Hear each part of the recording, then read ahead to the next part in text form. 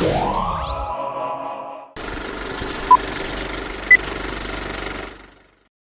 guys, what's up? I'm Matt, and this is Broke Film School, the show that teaches you how to make films on a I still live in my parents' basement budget. On this episode, I'm going to teach you the basics of editing, in particular how to organize your footage, import into your editor, assemble and edit, and then export for YouTube distribution. The video we're going to be using as an example today is the MYCRAZYPRODUCTIONS versus Major Studios channel trailer, and the software we're going to be using is Adobe Premiere.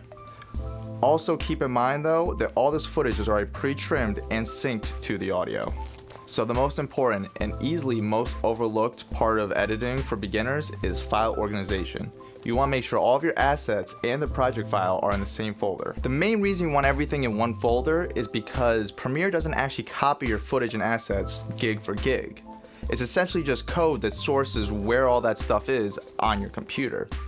For example, if you transfer your project file over to another computer but leave your assets on the original computer, all of your edits will still be there in the project file, but all your media will stay offline because Premiere doesn't have access to those assets. That's why I have a folder template on my desktop.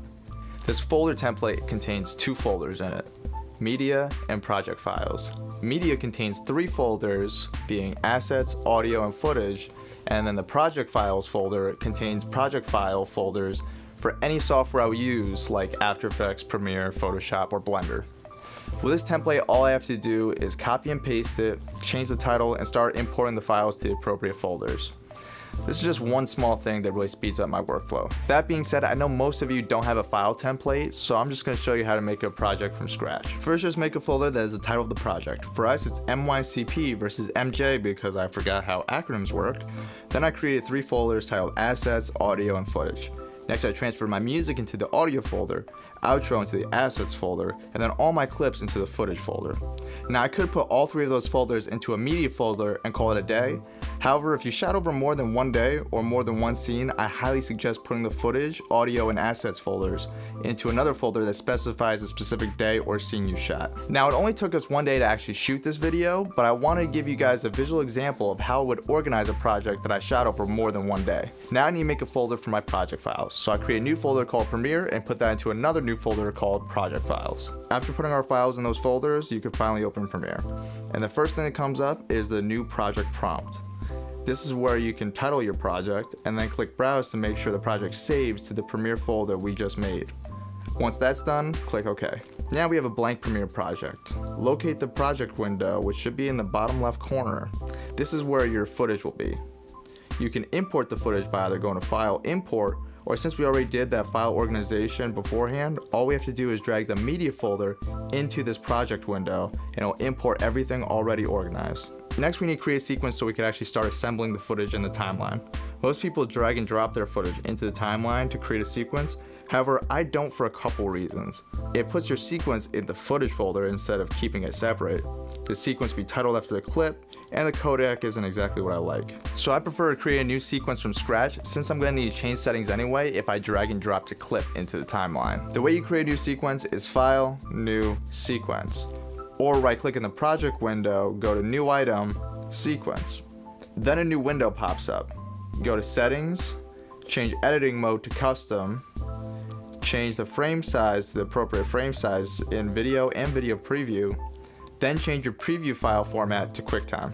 Now, the codec you choose is really dependent on if you're editing on a PC or a Mac. If you're editing on a Mac, go with ProRes. If you're editing on a PC, go with Avid's DNxHD. Quick note though, you will need to download that codec off their website. It's free, there's a link down below. Hold on there 1 second. Yes, slight scenery change. I'm in my parents' basement, kind of ironic. But here's the thing, if you're running Adobe Premiere 2019, you can actually export ProRes. Finally.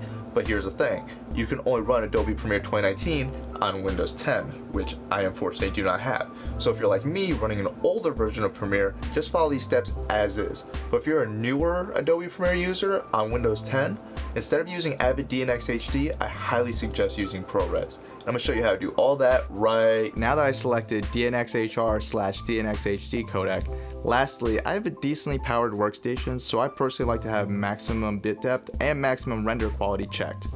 Then I title our sequence MYCP versus MJ, then hit OK. Yes, we can finally get to the editing. After all that prep, we can finally start putting our footage in the timeline, making our cuts, adding effects, putting transitions, and after all that, you'll have this, a finished timeline. Once you finish your edit, I usually suggest rendering and then previewing a second time with a smooth timeline. However, this is a small project with no actual effects, so I skipped rendering and went straight to exporting. To export, make sure the timeline window is selected, then go to File, Export Media. The export settings window will pop up. Click the Match Sequence Settings box. This way, all we have to do is click Output Name to make sure it's saving to the MYCP versus MJ folder on my desktop. Lastly, I checked Use Maximum Render Quality. From here, you have two options. You can click Export and do it straight out of Premiere, or you click Q and it'll export out of Media Encoder. I use Adobe Media Encoder because it allows me to export two files simultaneously. I like to export one file that matches the sequence settings as a master file and another one using the YouTube presets for internet distribution. That being said, I didn't actually have enough space on my drive to export a master 4K file, so I just used the 4K YouTube settings and then click the play button at the top right.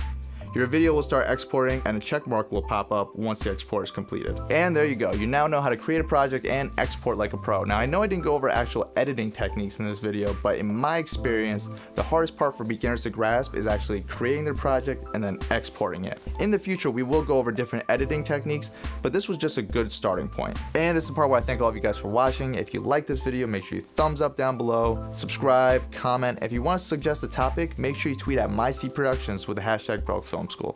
Thanks, and I'll see you next time.